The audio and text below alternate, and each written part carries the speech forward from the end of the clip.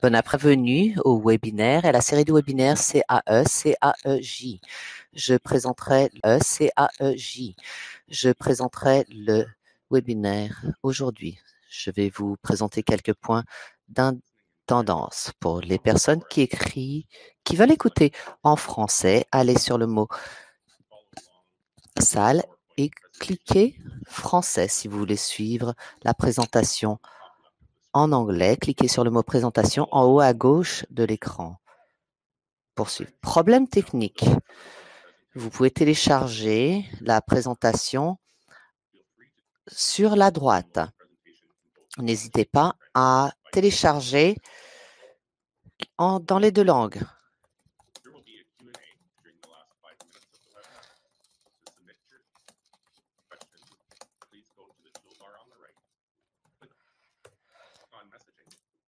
Il y aura une foire aux questions. Si vous voulez aller à droite, vous cliquez sur le mot message et vous posez vos questions en tout temps et on répondra aux questions à la fin. Si vous regardez ce webinaire en groupe, allez sur l'icône participants et indiquez le nombre de personnes.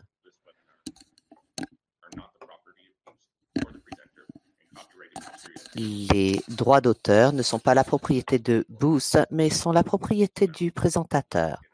Donc maintenant, nous allons commencer notre présentation. Merci beaucoup de nous rejoindre aujourd'hui. On m'a demandé la semaine dernière de présenter ce webinaire.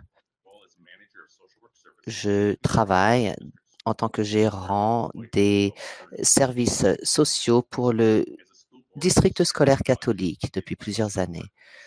Donc, nous apprécions bien sûr les soutiens. J'ai une maîtrise en travail social et même si je suis à la retraite maintenant du district scolaire, je travaille toujours en tant que consultant et pour offrir du soutien dans un cadre éducationnel. Je suis aussi un formateur avec une organisation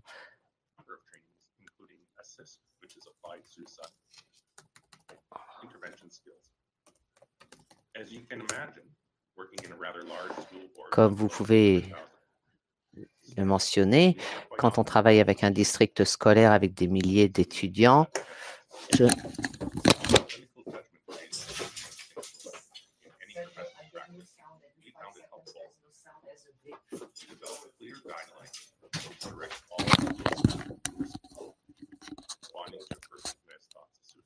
donc, voici la face à répondre aux personnes qui ont des pensées suicidaires.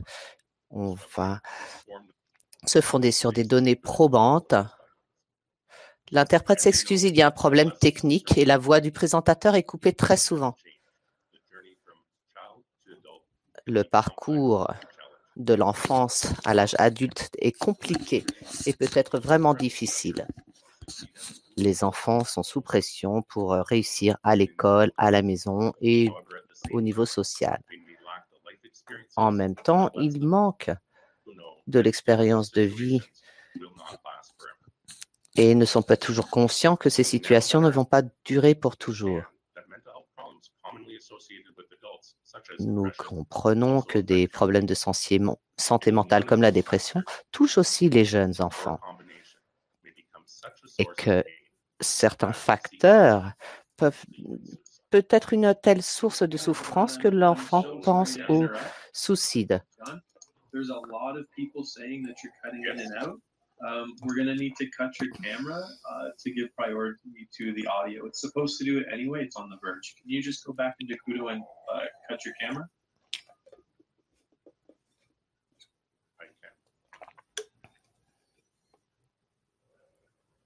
So stop sharing your screen. No, keep sharing the screen at the bottom where you have the mic and the camera. There you go. Hopefully that fixes it. There. Okay.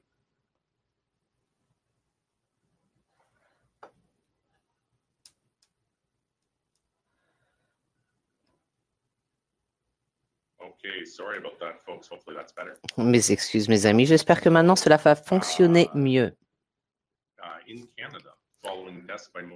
Au Canada, suivant les accidents de la route, le suicide est la deuxième cause principale de mortalité chez les jeunes. Et pourtant, très souvent, les jeunes sont réticents à parler du suicide. Cela est dû à la stigmatisation, à la honte qui entoure le suicide.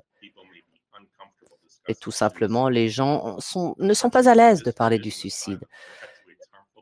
Malheureusement, cette tradition du silence continue de perpétuer la douleur et les jeunes ne peuvent pas parler de la douleur qu'ils ressentent ni recevoir l'aide dont ils ont besoin. Il y avait plus de 30 000 étudiants qui ont été sondés. Il y en a des milliers qui auraient souhaité recevoir de l'aide de professionnels de la santé. 54% de ces étudiants ont cherché de l'aide, alors que 56% n'ont pas de la santé. 54% de ces étudiants ont cherché de l'aide, alors que 56% n'ont pas n'ont pas reçu d'aide. On dit aussi que les jeunes filles, surtout en second cycle, recevraient plus d'aide. 44% des étudiants disaient qu'ils rechercheraient de l'aide. Et d'autres étudiants diraient qu'ils préféraient se débrouiller eux-mêmes et qu'ils ne demanderaient pas d'aide et qu'ils ne sauraient pas non plus vers qui se tourner à l'école pour recevoir de l'aide. La prévention du suicide, c'est la responsabilité de tous un chacun. Il n'y a pas seulement une seule société ou une organisation qui soit responsable pour la prévention du suicide. Les individus et les différents agents du communautaire et le gouvernement doivent aussi participer à ces préventions. La prévention, donc, exige la collaboration aussi et que certains intervenants ne soient pas privilégiés par rapport à d'autres. Qu'un jeune ait accès à des adultes qui soient pleins d'affection ou des gens qui puissent les aider ou qu'ils aient au moins quelqu'un vers qui se tourner lorsqu'ils se sentent trop vulnérables. Donc, tout le monde doit pouvoir accéder au soutien par les professionnels. Cependant, certains jeunes devront être hospitalisés pour qu'ils soient vraiment en sécurité. On peut aussi travailler pour voir qui peut intégrer le réseau de soutien et d'aide de ces jeunes. Tout ce que dit une personne qui a des pensées suicidaires. Donc, voici ensuite les étapes principales de connaître les faits au niveau du suicide, même d'en parler peut être un sujet assez difficile.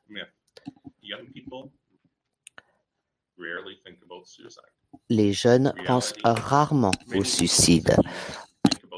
En réalité, il est vrai que de nombreux jeunes et adolescents pensent au suicide à un moment ou à un autre. Il y a 7 à 10 étudiants en Colombie-Britannique et 70% connaissaient quelqu'un qui était touché par le suicide. 16% des étudiants pensaient au suicide ou avaient fait des projets de suicide à un moment ou à un autre. 7% avaient fait une tentative de suicide et un plus petit nombre avaient requis de l'attention médicale. De parler du suicide permettra à un jeune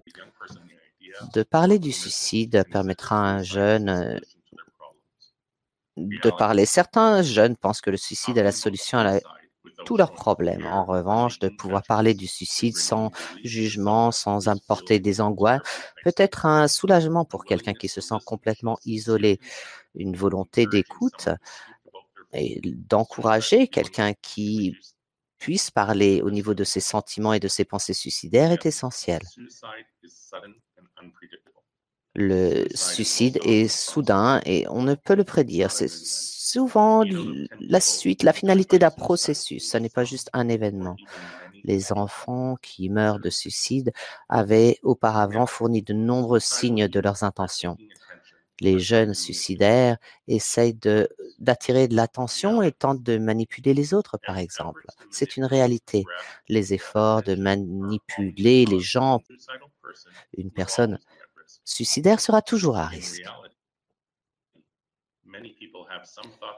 En vérité, toute personne aura des pensées suicidaires à un moment ou à un autre, parce que c'est la volonté de se sortir de la pression et des problèmes.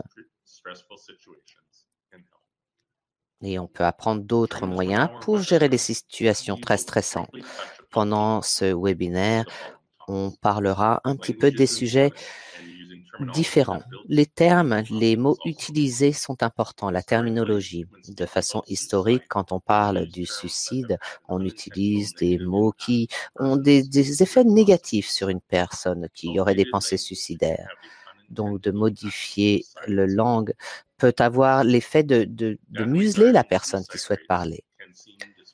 Les taux de suicide semblent être découragés. La langue peut avoir l'effet de museler la personne qui souhaite parler.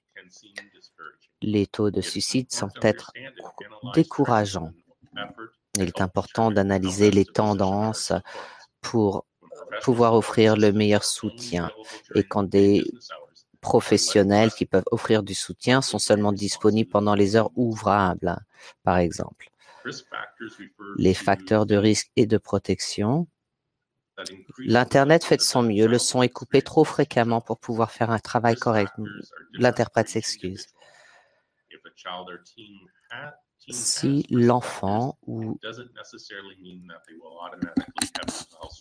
l'équipe réalise que l'enfant a des pensées suicidaires, cela ne veut pas dire que l'enfant a des problèmes de santé mentale. Il faut au contraire développer une relation forte, développer des techniques d'adaptation et soutenir l'enfant. Nous parlons de ces différents moyens comme des facteurs de protection. Il y a aussi donc la combinaison de ces facteurs de protection est la meilleure solution pour préserver la personne et le faire sortir de ses pensées suicidaires. Ensuite, on parlera des signes avertisseurs.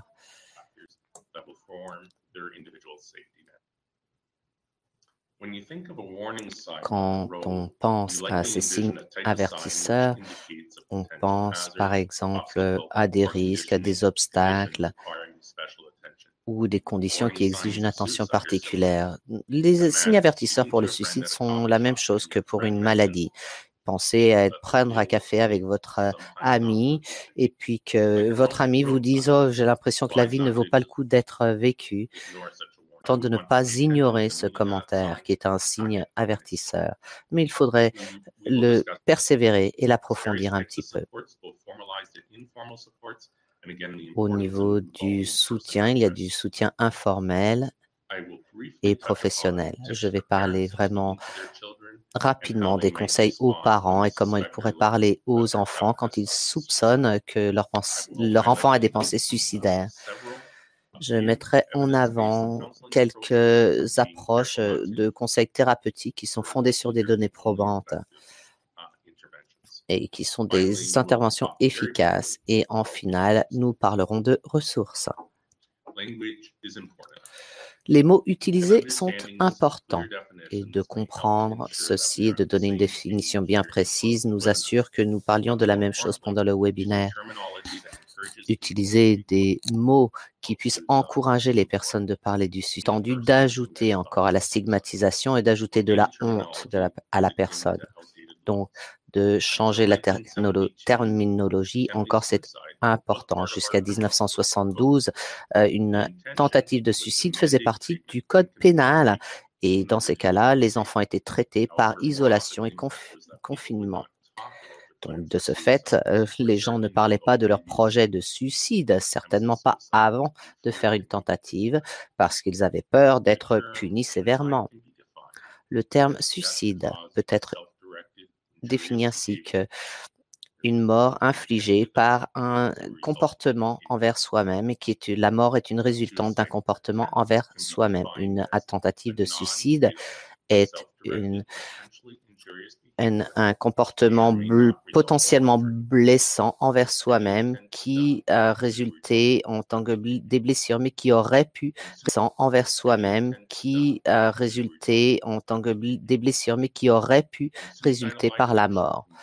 L'idéation suicidaire peut être définie comme des pensées suicidaires qui peuvent varier au niveau de la sévérité, de la volonté de mourir, ou une idéation, ou encore un projet plus spécifique. Quand on parle du suicide, je voudrais que vous vous concentriez sur ces mots en fonction des rétroactions par les personnes. De dire que quelqu'un est suicidaire plutôt de dire que la personne qui a fait un suicide. La personne, une personne qui s'est engagée pour le suicide doit être évitée ou utiliser ce mot. Et qu'il se sent pas on dit une tentative réussie a une connotation positive, et dans ce cas-là, la personne qui a manqué sa tentative de suicide se pense encore être en situation d'échec. Donc, faites très attention aux mots utilisés.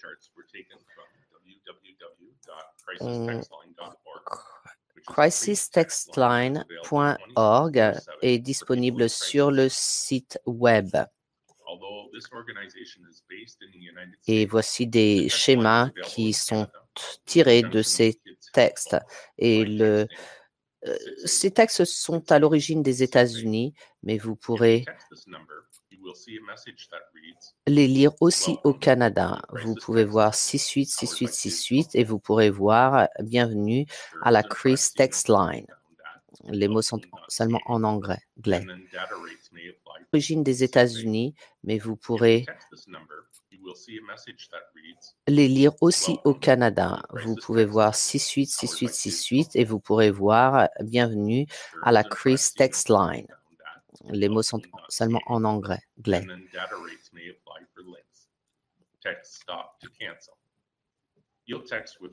Vous pourrez, dans ces cas-là, avoir une conversation par texte avec une ligne de crise.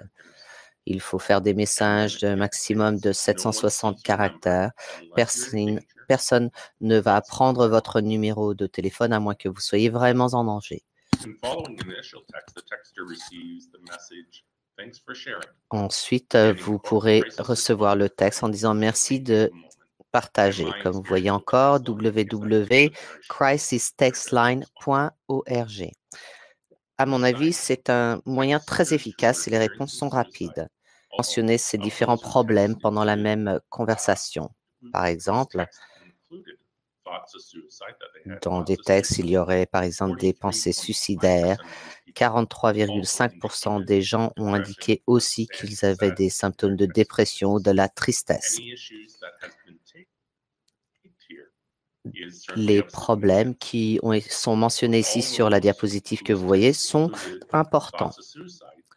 D'autres qui parlent de pensées suicidaires, 3% aussi ont parlé de violence émotionnelle, 2,7% mentionné de la violence sexuelle et 2,4% ont mentionné de la violence physique.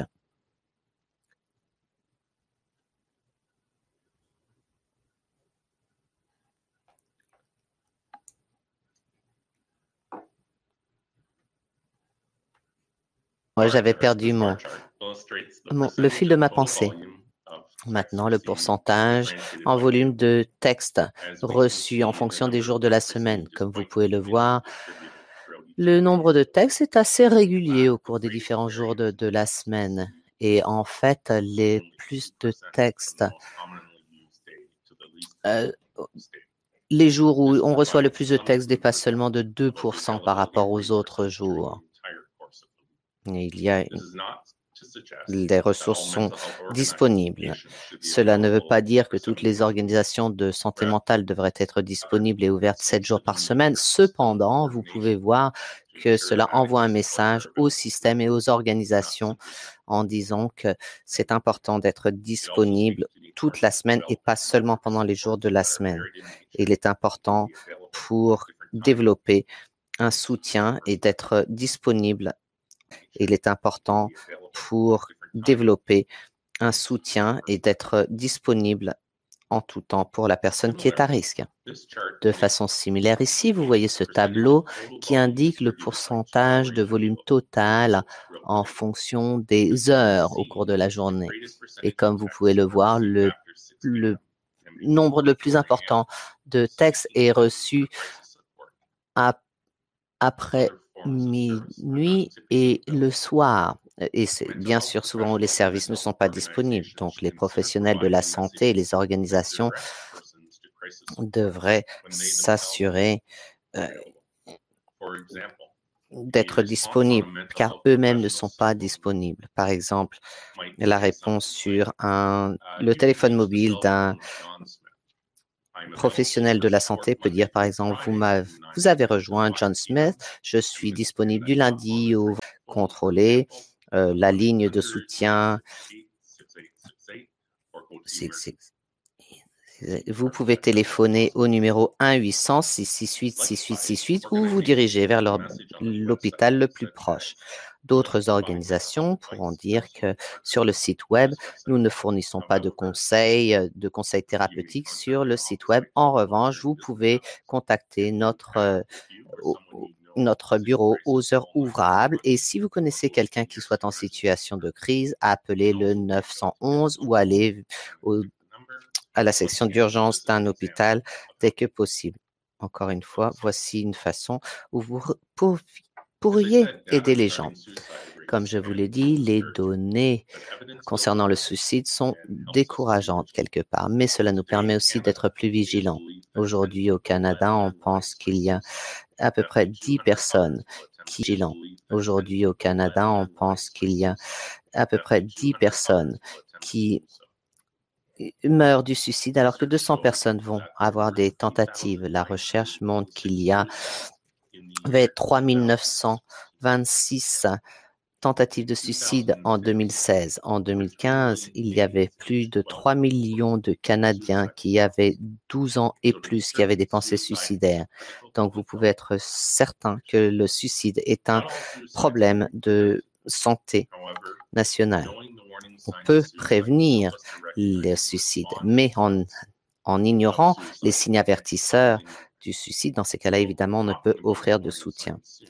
Donc, on va parler de ces signes avertisseurs bientôt. Il est vraiment important de garder à l'esprit que ces personnes qui ont des pensées suicidaires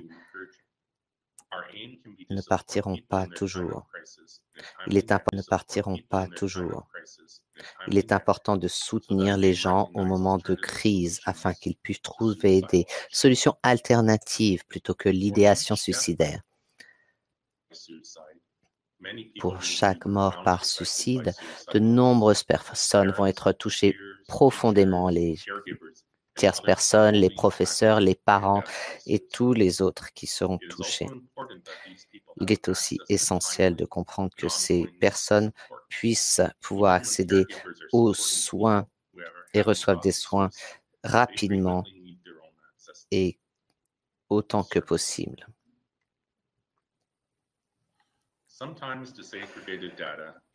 Quelquefois, les données départagées nous donnent des idées. Combien de suicides y a-t-il par des personnes qui s'identifient femmes? Les filles ont plus tendance de faire des tentatives de suicide et très souvent, les femmes vont être hospitalisées. Cependant, ce sont les hommes qui ont 3 fois plus de chances, si on peut dire ainsi, de mourir par suicide, ou 3 fois plus de risques de mourir par suicide.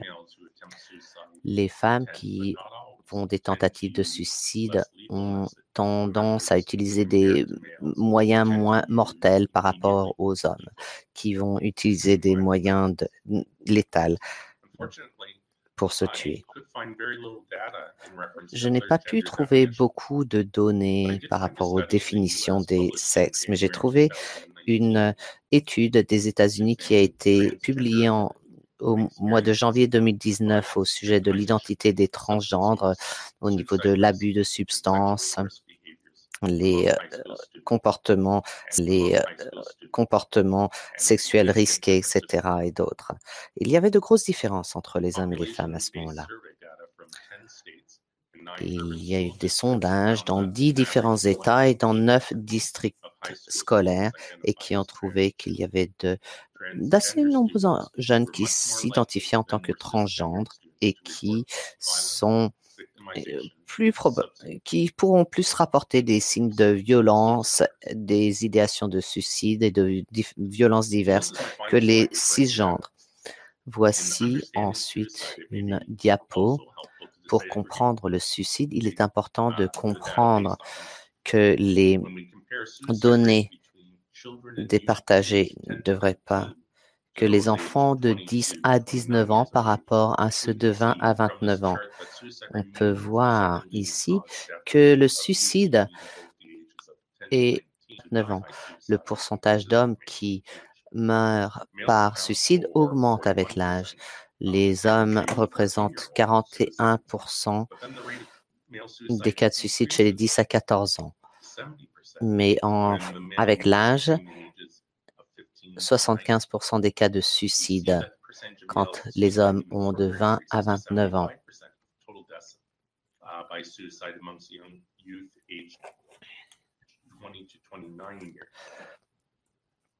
Donc, encore une fois, 75% des cas de suicide entre 20 et 29 ans, alors que 72% des personnes hospitalisées pour des blessures auto-infligées sont des filles. 58% des personnes hospitalisées pour des blessures auto-infligées sont des femmes. Et ceci entre l'âge de 20 à 29 ans. Donc, ces chiffres montrent l'importance d'examiner les données de 20 à 29 ans. Donc, ces chiffres montrent l'importance d'examiner les données, de conserver les données et d'établir des tendances. Et que aussi les personnes qui recherchent de l'aide au niveau du suicide et de l'idéation suicidaire, qu'on puisse en estimer la sévérité. Il est important de savoir que deux personnes ne sont pas les mêmes. Ils auront différentes raisons pour rechercher de l'aide. Il est important de parler face à face avec la personne pour comprendre l'histoire personnelle et de comprendre mieux les raisons pour lesquelles ils souhaiteraient mourir. Quand vous écoutez leur histoire, vous pourrez peut-être avoir des révélations aussi qui vous permettront de comprendre que la personne veut vivre et insister sur celle-ci. Afin de parler du soutien pour les personnes qui ont des pensées suicidaires, je voudrais parler des risques, des facteurs de risque et des facteurs de protection. Les facteurs de risque, les facteurs de protection. Les facteurs de risque augmentent la possibilité que l'enfant aura des pensées suicidaires. Des facteurs de protection, au contraire, vont les atténuer, ces risques. Ces facteurs de risque peuvent être catégorisés en tant qu'interpersonnel, santé, social, environnement et les antécédents historiques.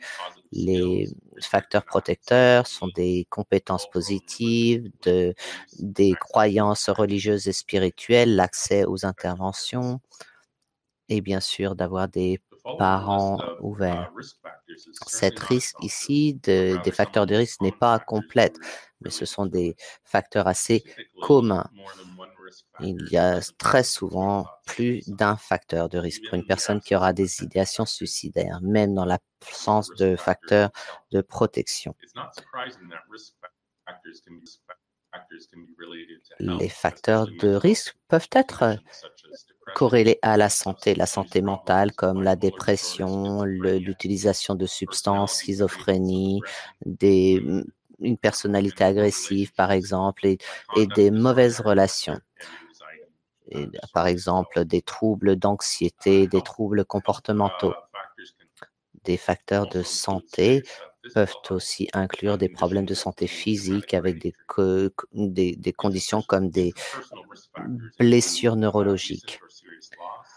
On comprend aussi des pertes importantes et récentes des problèmes de tempérament, de se sentir sans valeur, d'avoir honte, l'alcool, des tentatives de suicide préalables, par exemple, des comportements risqués et les orienter, surtout quand on est confus à ce niveau-là.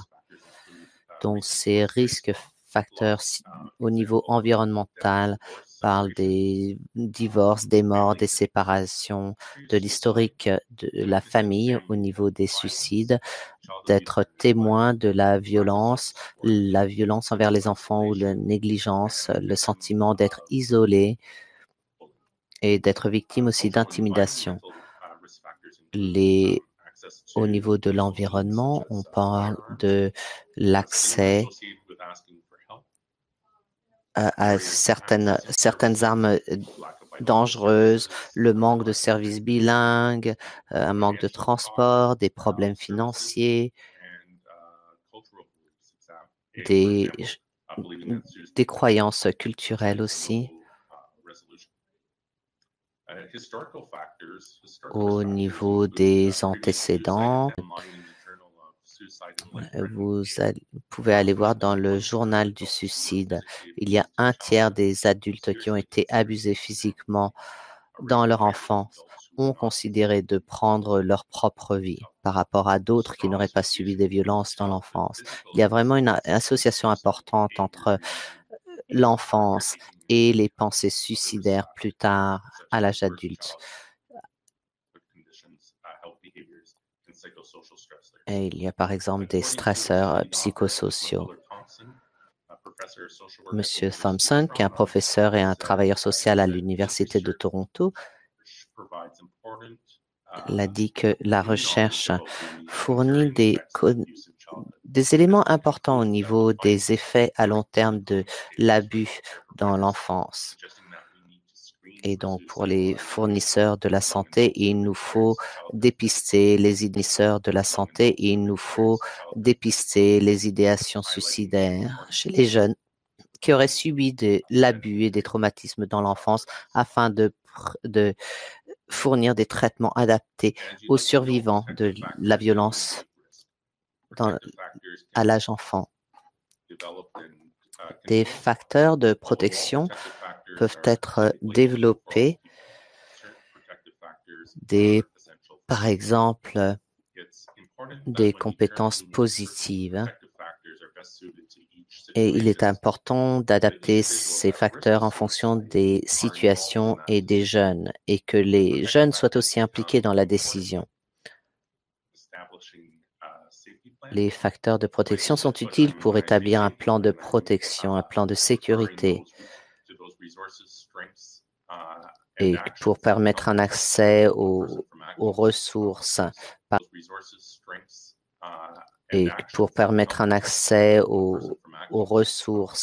par exemple, qui permettra peut-être de dissuader la personne de passer à l'acte.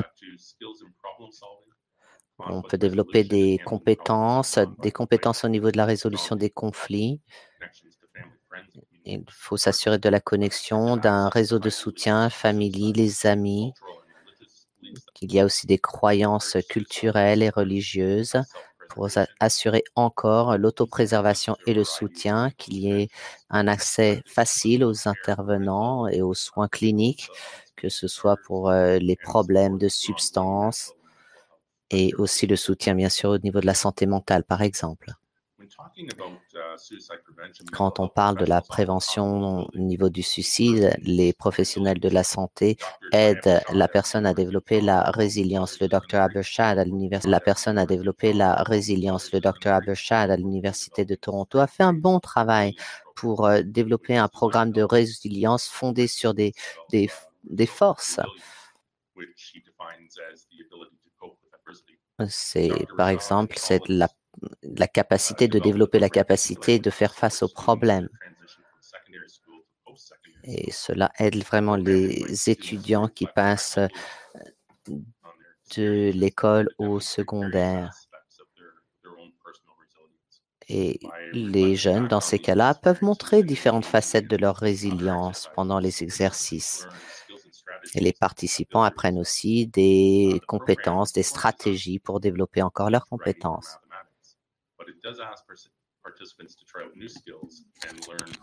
On demande aux participants, dans ces cas-là, de mettre à l'épreuve les compétences apprises. Et pour développer l'auto-développement, de développer la résilience, c'est une des compétences les plus importantes à développer pour un des jeunes. Et certains de ces programmes permettent aux jeunes d'explorer, de comprendre un petit peu mieux qui ils sont et de se voir en fonction d'une perspective différente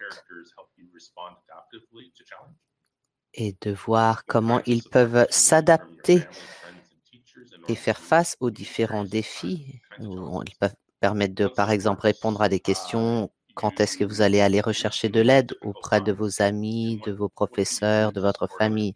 Qu'est-ce que vous faites dans les moments difficiles ou qu'est-ce que vous faites au contraire pour offrir du soutien à quelqu'un qui fasse face à une situation problématique? Voici maintenant les signes avertisseurs d'une personne qui pourrait faire une tentative de suicide. Il faut vraiment penser qu'une personne qui mentionne cela, c'est comme s'il secouait un drapeau. Et il faut à ce moment-là comprendre la douleur qu'ils ont et d'essayer de leur permettre de trouver une solution. Les signes qui avertissent le fait de penser au suicide ou d'en parler. Et il faut que la personne, dans ce cas-là, puisse sentir la permission d'en parler directement à quelqu'un. Et ils ont l'impression que quand ils disent ceci directement à quelqu'un, ils vont trouver de l'aide.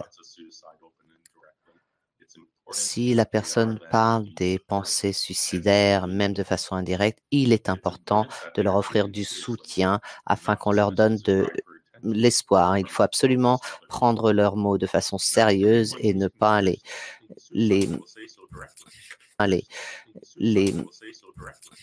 ignorer.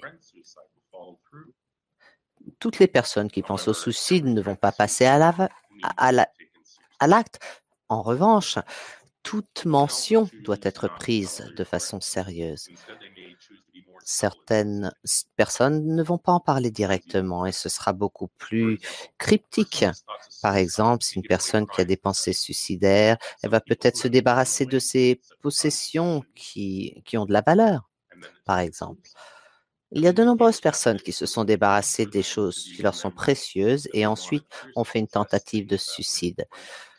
Donc, ils veulent s'assurer qu'on se souvient d'eux et que les personnes qui comptent pour eux soient les récipients de ces objets qui leur sont précieux. Avant de parler de ces pensées suicidaires ou dissimuler, il est important d'avoir du soutien encore. Nous sommes toujours soulagés en voyant qu'une personne fait face à la détresse. Dans de nombreux cas, le suicide peut être évité. Dans les signes avertisseurs, il faut reconnaître aussi ces signes avertisseurs, mais je voulais mettre en avant aussi des changements, des modifications que vous pouvez remarquer sur une personne qui vous serait proche. Certaines modifications incluent un changement dans la personnalité, ce qui veut dire que la personne se retire, s'isole, il se retrouve incapable de décider, fatigué, ou peut-être quelqu'un qui va devenir très calme après avoir été irrité. C'est peut-être le fait que la personne a pris la décision d'en finir, fatigué, ou peut-être quelqu'un qui va devenir très calme après avoir été irrité. C'est peut-être le fait que la personne a pris la décision d'en finir. Une modification dans le comportement peut dire une difficulté à se concentrer à l'école et de s'engager dans des comportements dangereux, par exemple le sexe à outrance, l'alcool, la drogue, des conduites dangereuses, par exemple. Une modification dans les habitudes de sommeil aussi peut être un indicateur. Par exemple, une personne qui va dormir trop, qui va avoir des cauchemars, une modification dans les habitudes alimentaires, par exemple. Une personne va arrêter de manger ou au contraire va faire des boulimies. Une personne peut, par exemple, se soucier moins ou plus du tout de son apparence tout d'un coup.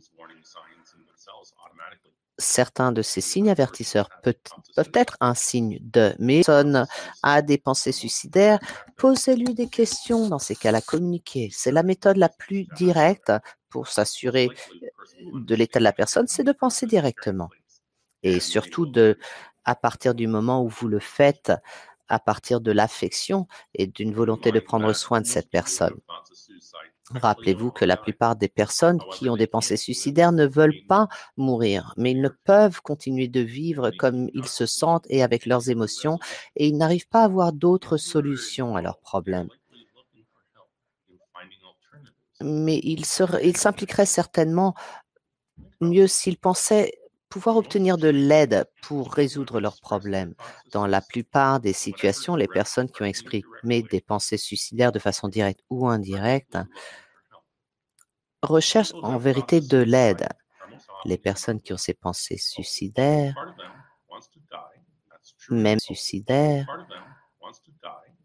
même s'ils veulent mourir quelque part, il y a aussi une autre partie d'eux-mêmes qui souhaitent véritablement vivre, mais plus dans les mêmes situations. Et c'est cette force de survie qui permet aux gens de rester en vie et qui les pousse à accéder aux ressources. Et souvent, ils ont besoin de trouver une échappatoire à leur douleur. Et il faut leur permettre de trouver d'autres avenues que le suicide pour s'échapper. Donc, par exemple,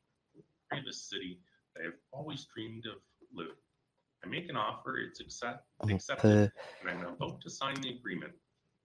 faire une offre, par exemple, et puis le téléphone sonne, c'est par exemple l'inspecteur qui vient au domicile et qui va dire, j'ai trouvé une fissure dans vos fondations et puis ensuite le toit fuit et il y a aussi des problèmes au niveau des réseaux électriques qui sont trop vieux et qui doivent être remplacés. Dans ces cas-là, qu'est-ce que je vais faire? Parce que j'adore ma maison.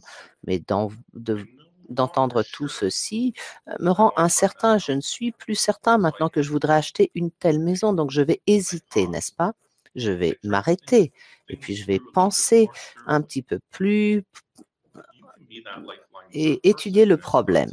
Vous pouvez être cette corde de survie pour la personne. Vous pouvez écouter les raisons pour lesquelles ils veulent mourir et celles pour lesquelles ils voudraient vivre. Et cela leur permettrait de penser vraiment et de creuser le problème avant de prendre une décision finale. Ils peuvent décider à ce moment-là d'attendre, de faire une petite pause. Ils peuvent aussi décider d'accepter le soutien. Ici, c'est encore un dessin. Prenez une minute. On peut dire plus rien, il n'y a plus rien. Toujours les amis, la vie, dire j'ai besoin d'avoir une meilleure vie. Les gens ne me parlent jamais. L'école, c'est terrible. Je me sens, etc. Alors que chaque mot est ouvert à l'interprétation, on dirait qu'il y a vraiment quelque chose au niveau d'un pôle positif et d'un pôle négatif. Vous pouvez le voir entre la vie et la mort. Vous pouvez voir ceci reflété par ces mots. Le mot jamais et toujours, par exemple. Le mot terrible et bon sont mentionnés de façon courante. Rien et tout sont des mots aussi fréquemment utilisés. Donc, d'aider à quelqu'un à comprendre un petit peu mieux leurs sentiments par rapport à la mort et à la vie peut le fournir d'avoir une autre perspective et de changer un état d'esprit plus positif. Et aussi que aider à quelqu'un à comprendre un petit peu mieux leurs sentiments par rapport à la mort et à la vie peut le fournir d'avoir une autre perspective et de changer un état d'esprit plus positif. Et aussi que la personne soit volontaire pour recevoir du soutien. Les personnes qui ont des pensées suicidaires ont peut-être l'impression de ne pas avoir de but dans la vie, qu'ils n'ont aucune raison de vivre. Ils ont l'impression d'être complètement coincés dans une situation. Ils peuvent n'avoir aucun espoir par rapport au futur et l'impression que la vie ne s'améliorera jamais. Ce sont des sujets très difficiles à aborder avec ces personnes parce que c'est une problématique que l'on comprend. Vous pouvez leur faire savoir que vous voulez prendre soin d'eux, qu'ils ne sont pas seuls. De dire que je n'arrive pas à imaginer combien tu souffres, mais j'aimerais vouloir comprendre. De répéter, on peut faire aussi des miracles. Très souvent, les gens veulent savoir avoir une écoute. Ma grand-mère me disait toujours, si on devait parler plus et écouter moins, on aurait 2 bouches et moins d'oreilles. Donc, l'écoute, c'est vraiment l'élément essentiel pour apporter du soutien à une personne qui aurait des idéations suicidaires. Une personne qui a des pensées suicidaires et qui pourrait passer à l'acte, dans ces cas-là, l'écoute n'est pas suffisante. Si vous pensez qu'une personne a des pensées suicidaires, il est important de parler à la personne clairement et directement. S'ils ont vraiment ces pensées suicidaires, cela permettra d'ouvrir la conversation et cela montrera à la personne qui est à risque que vous vous faites du souci, que vous voulez prendre soin et que vous êtes ouvert à en parler. Il est important pour la personne qui a des pensées suicidaires de savoir qu'il y a des gens qui sont là, de savoir qu'il y a des gens qui sont là, qui veulent prendre soin d'eux, qui sont concernés. Si vous posez la question indirectement en disant « Tu n'as pas l'intention de te faire mal, n'est-ce pas ?» Dans ces cas-là, la personne à risque peut avoir l'impression que vous portez un jugement et que vous n'êtes pas à l'aise de parler du suicide et que vous préféreriez éviter la conversation. Dans son cas-là, la réponse sera plutôt vague. Mais la personne peut toujours conserver ses pensées suicidaires. Certaines personnes pensent que de mentionner le suicide pourrait pousser au contraire la personne à faire une tentative de suicide, mais cela est erroné. Donc, n'hésitez pas à ouvrir le discours. Vous pourrez certainement plus aider la personne à sortir de l'isolation, surtout si cette personne considère le suicide. Et vous leur posez la question directement, ça n'a pas besoin d'être jour.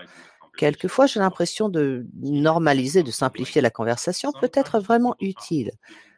Quelquefois, les personnes disent qu'elles ont l'impression que la vie ne sert à rien, qu'ils sont sans pouvoir et qu'ils ont des pensées. Dans ces cas-là, vous retournez à la question. Est-ce que tu penses au suicide? Demandez-leur. Est-ce que vous avez un projet? Est-ce qu'ils ont une idée de date, ceci, cela?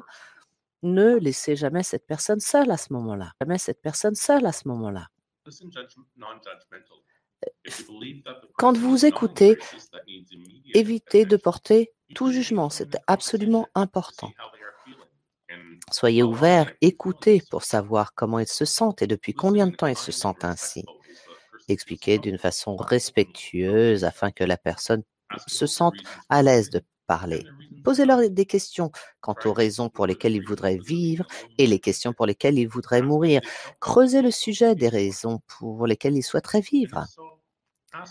Et aussi, posez-leur des questions au niveau des sentiments et de l'évolution des sentiments. Rassurez-les à sentir que le sentiment ne durera pas toujours. Aidez-les à traverser la journée. Assurez-les que le sentiment ne durera pas toujours. Poussez-les à rechercher de l'aide de la part de professionnels. Et peut-être que vous ne serez pas d'accord avec tout ce que la personne vous dira. Peut-être qu'il vous faudra impliquer d'autres personnes, même si la personne qui a des pensées suicidaires n'est pas d'accord avec vous. Il est important aussi pour vous d'obtenir du soutien. Il n'est pas important pour vous que vous compreniez vraiment pourquoi la personne a ses pensées suicidaires. Écoutez-les.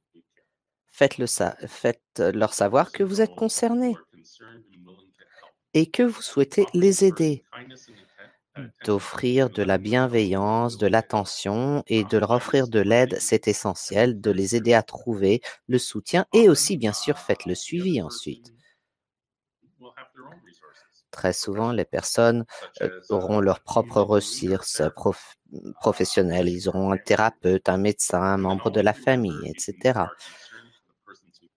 Rappelez-vous toujours que si vous faites de la santé, auront leurs propres ressources professionnelles. Ils auront un thérapeute, un médecin, un membre de la famille, etc.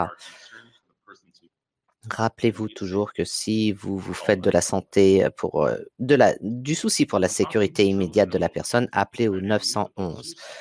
Parlez aux jeunes et aux adolescents au niveau du suicide. Il y a des choses à faire et des choses à éviter. Voici des conseils aux parents. Ne demandez pas pourquoi. Cela va encourager l'enfant à devenir défensif. Et cela créerait de la distance. Ne rentrez pas dans un débat sur le suicide, que c'est bien ou pas. Ne leur donnez pas un sermon. Il y a des choses qu'il faut faire. Gardez-les bien à l'esprit. Rappelez-les que vous les aimez et qu'ils vous sont importants, que vous êtes leur stress ou encouragez-les à rechercher de l'aide de professionnels. Il y a 3 choses qu'il faut garder à l'esprit. Ouvrez le dialogue au niveau de la santé mentale avec les enfants. Si vous remarquez des modifications du comportement, du sommeil ou du tempérament, il est important de garder le discours ouvert. Ensuite, parlez du suicide de façon directe. Surtout si vous avez vu des signes avertisseurs. Posez les questions de façon directe, comme je l'ai mentionné tout à l'heure. Il y a vraiment des avantages à ouvrir la conversation et l'un de ces points positifs, c'est que cela développe une connexion. Et ce sentiment de connexion est en fonction des personnes avec lesquelles ils ont vraiment des relations profondes, en fonction des personnes avec lesquelles ils ont vraiment des relations profondes et qui ont du sens. Par exemple, avec un adulte qui est concerné, surtout un membre de la famille, par exemple. Souvent, les personnes qui ont des pensées suicidaires ont l'impression de ne plus avoir de contrôle sur quoi que ce soit. Ils sont sans espoir. Il y a des gens qui auront vraiment des pensées, des idées par rapport à ce dont ils ont besoin. La psychothérapie est une composante importante au niveau de la gestion des pensées suicidaires. Et je vais vous parler de certains types de thérapie, comme la thérapie comportementale et cognitive TCC, qui permet de soigner les personnes et d'aider une gamme large de problèmes de santé mentale. Les thérapies déterminent nos sentiments et donc le comportement. Et comme les pensées peuvent créer du stress, par exemple. Et quand il y a une personne qui est en détresse psychologique au niveau de l'interprétation de la situation, peut avoir des effets négatifs sur leur comportement et donc leurs actions. Donc, cette TCC peut leur permettre de réaliser quand ils ont des pensées qui les amènent à la noirceur. Donc, cette thérapie cognitive a 2 formes. Il y a la thérapie c'est un genre de TCC au niveau de l'idéation suicidaire avec des sessions, avec une session finale qui est une session de prévention, une session de prévention de rechute au niveau suicidaire. Les interventions CPSP ont été efficaces à 50% après 10 séances d'intervention. On a aussi la thérapie brève qui se concentre sur la résolution de problèmes et différentes techniques dans ce sujet. Et avec des trousses à ramener à la maison et des protocoles. Il y a aussi les thérapies comportementales dialectiques TCD. Donc, on se penche sur un problème comportemental avec des stratégies d'acceptation, on insiste sur les processus dialectiques. Par exemple,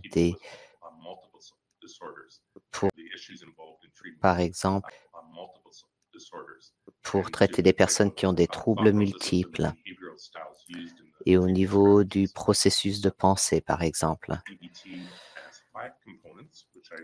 Le TCD implique des modifications de comportementales, régulation émotionnelle, résolution de problèmes, pleine conscience et acceptation. Et ce programme fondé sur des données probantes est très efficace pour traiter les personnes qui ont des pensées suicidaires et ensuite l'évaluation collaborative et gestion de la suicidabilité, ECGS, avec des traitements encore avec des risques suicidaires. C'est une approche plutôt flexible et souple.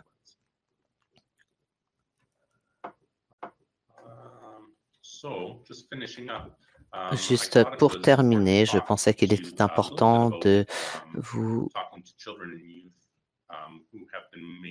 de parler aux jeunes et aux adolescents qui sont au courant de la mort par suicide, qui le connaissent, et de mentionner que le suicide, c'est un problème vraiment complexe.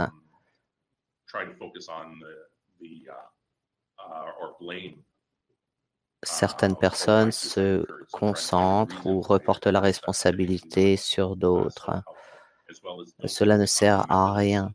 Ne vous concentrez pas non plus sur la méthode du suicide et essayez d'éviter des détails vraiment graphiques sur la mort d'une personne, mais parlez plutôt des sentiments comme de la colère, par exemple. Réassurer l'enfant et parler des différentes réponses qui existent et les raisons pour lesquelles, oui, le jeune peut être en colère parce que cette personne est morte, par exemple, de suicide. Et ces sentiments peuvent rassurer l'enfant qui ne doit pas se sentir coupable ni en colère, que cette personne qui s'est tuée, en fait, les prenait en considération. Il y a bien sûr des ressources qui sont disponibles. Cela peut être impressionnant. Il y a de nombreux sites web au niveau de la prévention du suicide qui sont disponibles en français et en anglais. Et donc, vous voyez ici la diapositive. Il y a de l'espoir. Il est possible de prévenir le suicide. Obtenez de l'aide. Vous n'êtes pas seul.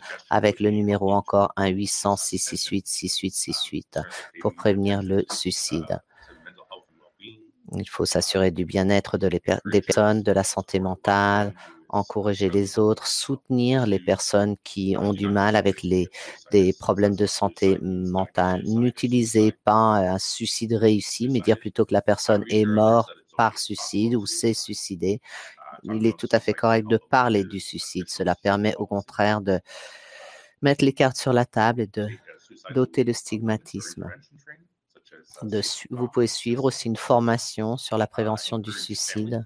Vous pouvez encourager les familles, les amis, des mentors de suivre aussi ces formations dans la collectivité. Vous pouvez faire des levées de son, vous pouvez participer à la journée de la prévention du suicide ou même tout simplement écouter ce webinaire.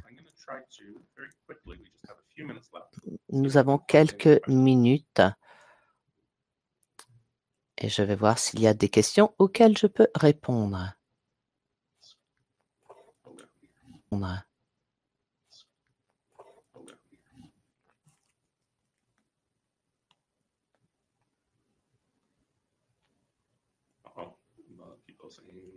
Je vois qu'il y a de nombreuses personnes.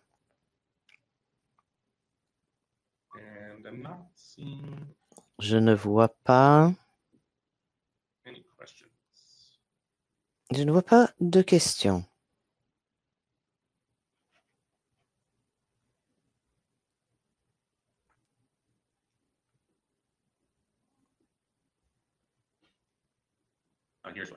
Ah, voici une question. Et si la personne dit qu'elle n'a pas des pensées suicidaires, mais qu'il y a toujours les risques, les facteurs de risque, dans une telle situation, il vous faut persister, il vous faut poser des questions et poser des questions aux personnes qui touchent l'enfant de près et rappeler que prévoir un plan de sécurité. Notre heure est terminée. Je voudrais vous remercier d'avoir pris le temps pour participer à ce webinaire. Rassurez-vous qu'il y aura d'autres webinaires organisés par Booth et CAE, CAEJ et qu'ils sont tous enregistrés. Merci.